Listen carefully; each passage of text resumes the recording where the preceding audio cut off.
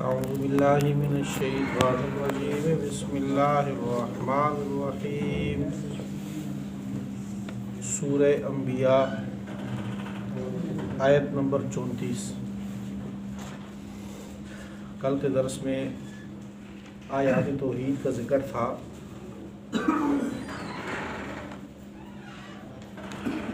آیت تھی لو کان فیہما آلہۃ الا اللہ لفسدتا، اگر کائنات میں ایک سے زیادہ خدا ہوتے حقیقتاً زمین و آسمان کا یہ نظام درم برم ہو جاتا، اتنے مضبوط طریقے سے نظام نہ چلتا تھا۔ اور اللہ جل شانہ نے اس کے بعد فرشتوں کا ذکر ہوا تھا کہ فرشتے یہ اللہ کے مقرب ہیں، اللہ کی عبادت میں تھکتے نہیں، انکار نہیں کرتے، دن رات اس کی تسبیح بیان کرتے ہیں، سستی نہیں کرتے۔ اس کے ساتھ دلائل توحید میں اللہ جل شانہ نے زمین و آسمان کا ذکر فرمایا کہ زمین و آسمان پہلے اللہ نے ان کی پیدائش اس طرح کی کہ ان کا منہ بند تھا، پھر اللہ تعالیٰ نے ان کو کھول دیا، الگ الگ کر دیا۔ وَجَعَلْنَا مِنَ الْمَاءِ كُلَّ شَيْءٍ حَيٍّ، اور پانی سے ہر جاندار کی زندگی کو بنایا۔ زمین میں پہاڑوں کو گاڑ دیا، کشادہ راستے بنائی، اوپر سے آسمان کو محفوظ چھت پہ بنا دیا، دن رات کا نظام بنایا۔ سورج چاند کے بارے میں فرمایا کہ تیر رہے سارے اپنے وقت مقرر پہ۔ آج کی جو آیات ہیں کفار کے آپ صلی اللہ علیہ وسلم کے متعلق جو استہزاء تھا اس کو ذکر تھا۔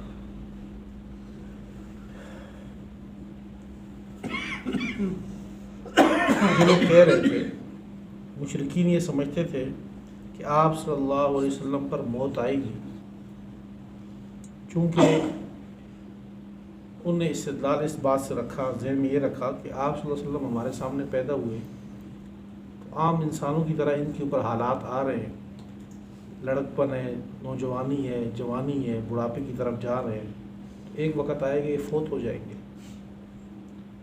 تو جیسے چلے جائیں گے تو ان کے ساتھ جو یہ جس چیز کا یہ دعویٰ کر رہے ہیں وہ بھی ختم ہو جائے گا۔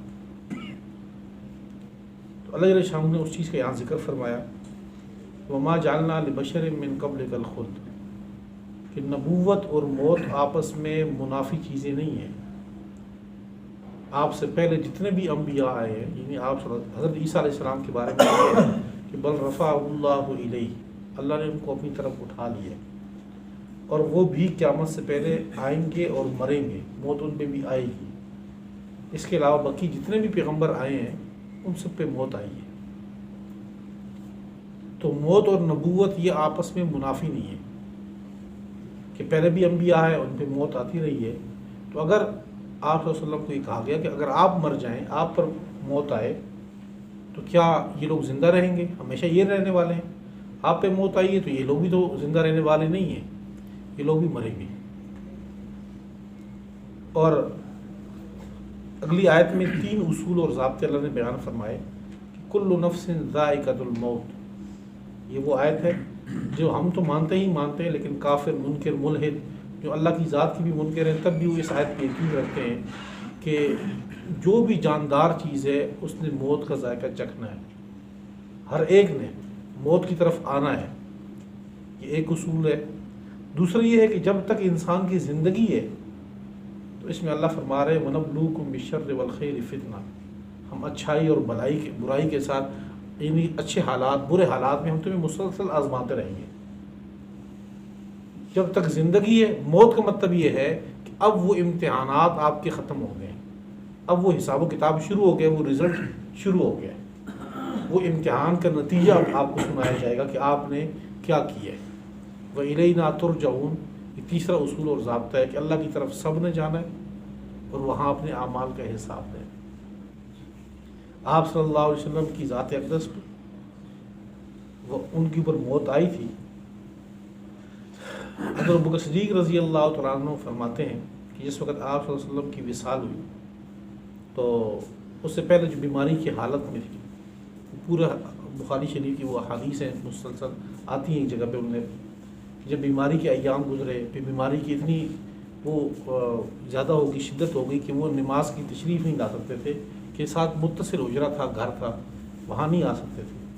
حضرت عائشہ رضی اللہ تعالیٰ عنہ کو یہ کہا کہ اپنے والد سے کہو کہ امامت کروائے۔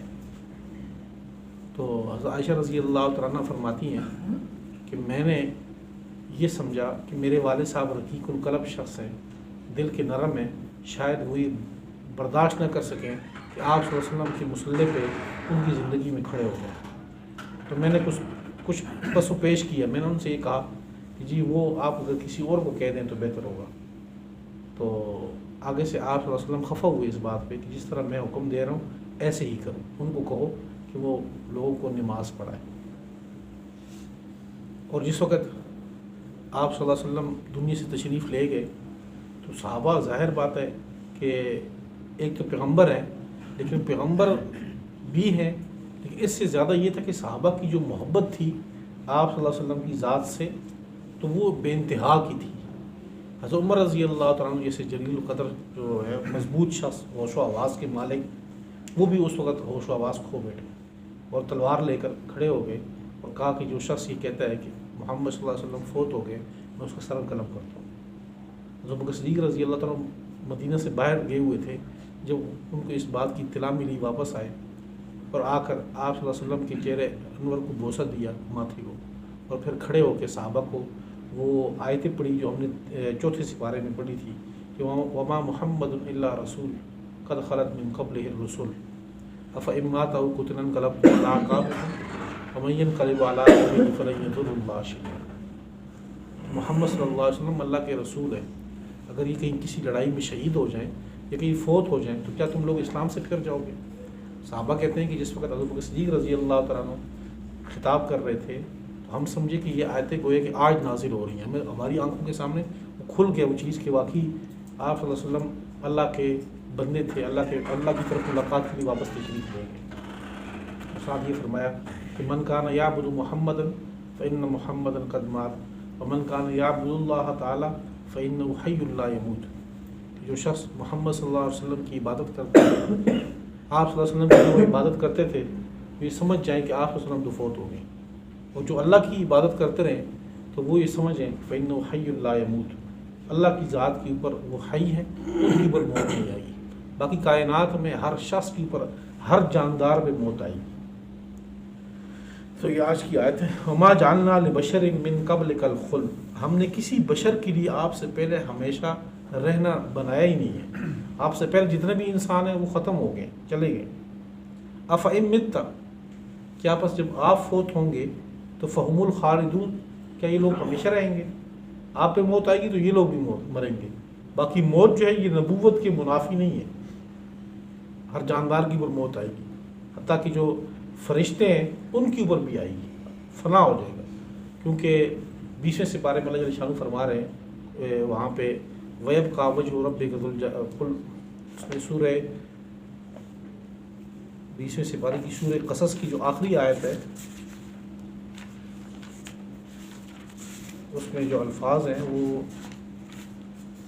کل شیء ہالک الا وجہہ، ہر چیز ہلاک ہونے والی ہے، ختم ہونے والی ہے، فوت ہونے والی ہے، الا وجہہ، مگر اللہ کی ذات وہ صرف باقی رہے گی۔ اور سورہ رحمان ہے کل من علیہا فان ویبقى وجہ ربک ذو الجلال والاکرام، اللہ کی ذات صرف باقی رہے گی اور اس کے بعد پھر اللہ جل شانہ دوبارہ اٹھائیں گے۔ تو کل نفس ذائقۃ الموت، ہر نفس یہ موت کا ذائقہ چکھنے والا ہے۔ وَنَبْلُوكُمْ بِالشَّرِّ وَالْخَيْرِ فِتْنَةً، اور ہم تمہیں شر یعنی کہ برائی، بیماری، فقر، فاقہ، شر جو چیزیں بری سمجھی جاتی ہیں ان کے ساتھ، والخیر اور بہتر خیر کے ساتھ ہم تمہارے آزما رہے ہیں، فتنتاً آزمائش، ہم تمہارا امتحان لے رہے ہیں اچھائی اور برائی کے ساتھ۔ وَإِلَيْنَا تُرْجَعُونَ، اور ہماری ہی طرف تمہارا لوٹایا جانا ہے۔ وَإِذَا رَآكَ الَّذِينَ كَفَرُوا إِن يَتَّخِذُونَكَ إِلَّا هُزُوًا، اور جب کافر دیکھتے ہیں آپ کو، إِن يَتَّخِذُونَكَ، نہیں بناتے مگر آپ کو، إِلَّا هُزُوًا، مگر مذاق۔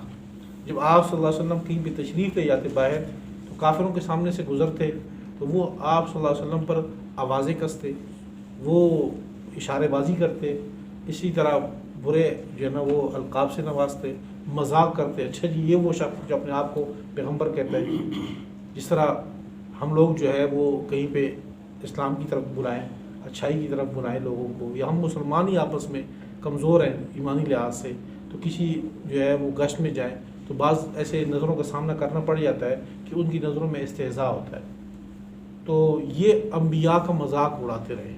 اللہ فرماتے ہیں کہ آپ سے پہلے بھی لوگوں نے انبیاء کا مذاق اڑایا ہے، اور پھر جن چیزوں کا مذاق انہوں نے اڑایا ہے وہ چیز ان کے سامنے آئی ہیں، اس چیز نے ان کو پکڑا ہے۔ حضرت نوح علیہ السلام کی قوم حضرت نوح علیہ السلام کا مذاق اڑاتی رہی ہے، پھر جب حضرت نوح علیہ السلام نے ان کو عذاب کا کہا کہ اللہ کا عذاب آئے گا تب بھی مذاق اڑایا، پھر جب کشتی بنا رہے تھے تب بھی مذاق اڑا رہے، پھر حضرت نوح علیہ السلام نے کہا ٹھیک ہے اب تم ہمارا مذاق اڑاؤ گے پھر ہم تمہارا مذاق اڑائیں گے جس وقت تم ڈوب رہے ہوگے، پھر ایسے ہی ہوا۔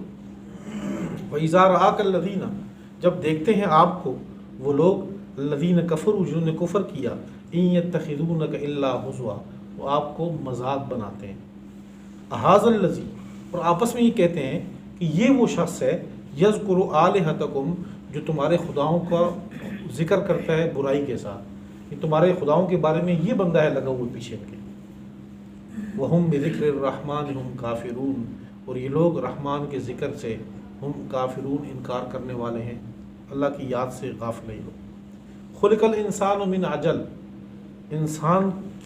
انسان کو پیدا کیا گیا ہے جلد بازی کے ساتھ، یعنی انسان کی فطرت میں جلد بازی رکھی گئی ہے۔ سأریکم آیاتی، ان قریب ہم دکھائیں گے تمہیں اپنے نمونے، اپنی آیات، نشانیاں، فلا تستعجلون، بس تم جلد بازی نہ کرو۔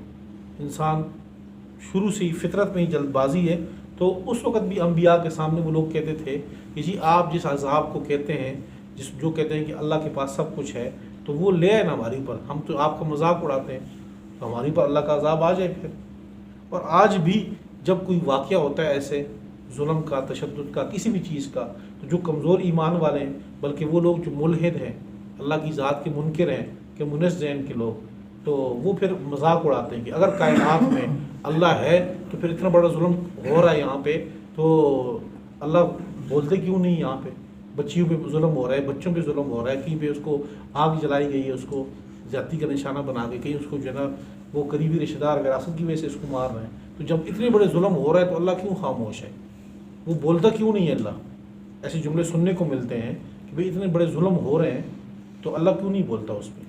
اللہ فرماتے کہ جلد بازی کی ضرورت نہیں ہے، اللہ اگر ڈھیل دے رہے ہیں تو اس میں اس کی مصلحت ہے، کوئی مصلحت ہے تو اللہ ڈھیل دے رہے ہیں، کوئی وہاں پر مہلت مل رہی ہے۔ سأریکم آیاتی، ہم دکھائیں گے تمہیں اپنی نشانیاں، فلا تستعجلون، بس تم جلدی نہ کرو۔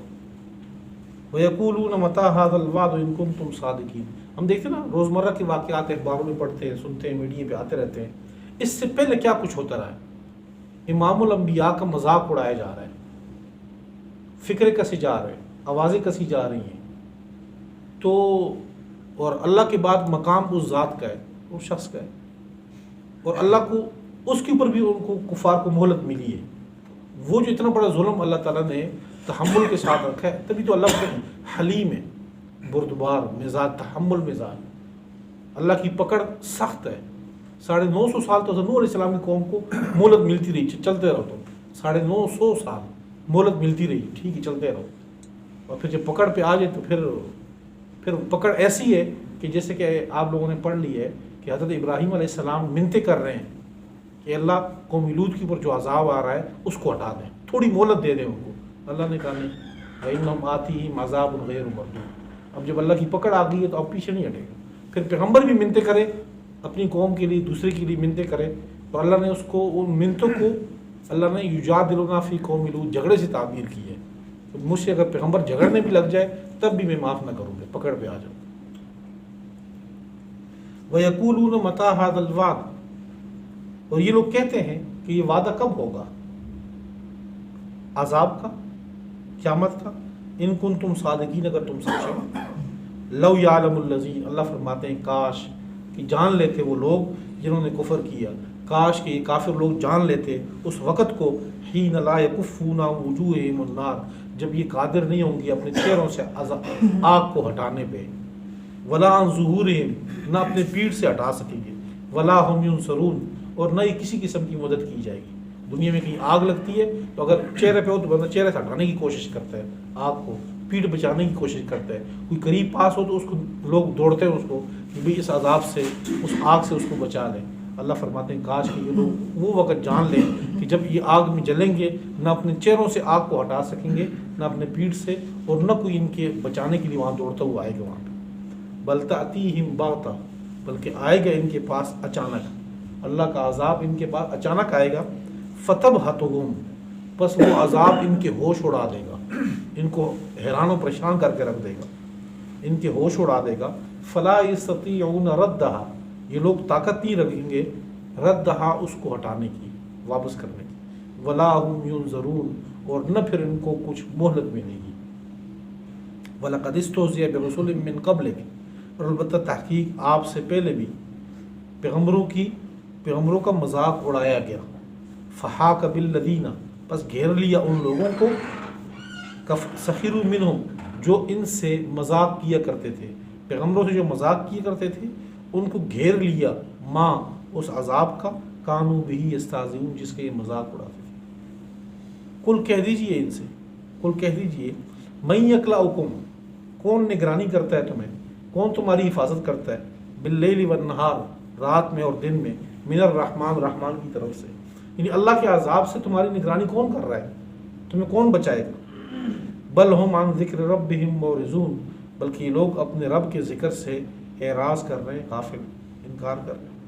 ام لہم آلہۃ تمنعہم من دوننا، کیا ان کے خدا ان کو بچائیں گے، تمنعہم، ان کو بچائیں گے، من دوننا، ہمارے سوا، ہمارے مقابلے میں ان کے خدا ان کو بچائیں گے. لا یستطیعون نصر انفسہم، ان کے خدا تو اپنے آپ کی بھی مدد کرنے کی طاقت نہیں رکھتے. اگر وہ خدا بنائے ہوئے پتھر کے، لکڑی کے، تب بھی نہیں رکھتے. اگر وہ زندہ انسان ہے تو وہ بھی اپنی مدد کی طاقت نہیں رکھتے. ولا ہم منا یصحبون، اور نہ ہمارے مقابلے میں وہ ان کا ساتھ دیں گے. جب ہم مقابلے میں اللہ ہو تو وہ خدا جو انہوں نے اپنی طرف سے گڑے ہوئے ہیں وہ ان کی طرف نہیں جائیں گے کبھی بھی. بل متعنا ہؤلاء، بلکہ ہم لوگوں نے ان کو دنیا کا عیش و عشرت سامان دیا، نفع دیا ان لوگوں کو، وآباءہم، اور ان کے آباء و اجداد کو، حتیٰ طال علیہم العمر، یہاں تک کہ عمر ان کے اوپر لمبی ہو گئی. افلا یرون، آئے لوگ غور نہیں کر رہے، دیکھتے نہیں، انا نأتی الارض ننقصها من اطرافها، کہ ہم زمین کو اس کے اطراف سے کم کرتے جا رہے ہیں، زمین ان کے اوپر تنگ ہوتی جا رہی ہے. افہم الغالبون، بس کیا یہ لوگ غالب آ جائیں گے پھر اس میں. زمین کیسے تنگ ہو رہی ہے، یعنی مشرکین مکہ، اس وقت آپ صلی اللہ علیہ وسلم تشریف لائے، ایک شخص مسلمان ہوا، دو مسلمان ہوئے، تین ہوئے، آہستہ آہستہ مسلمانوں کی تعداد بڑھتی رہی. اس وقت ہر طرف کفر کا اندھیرا تھا.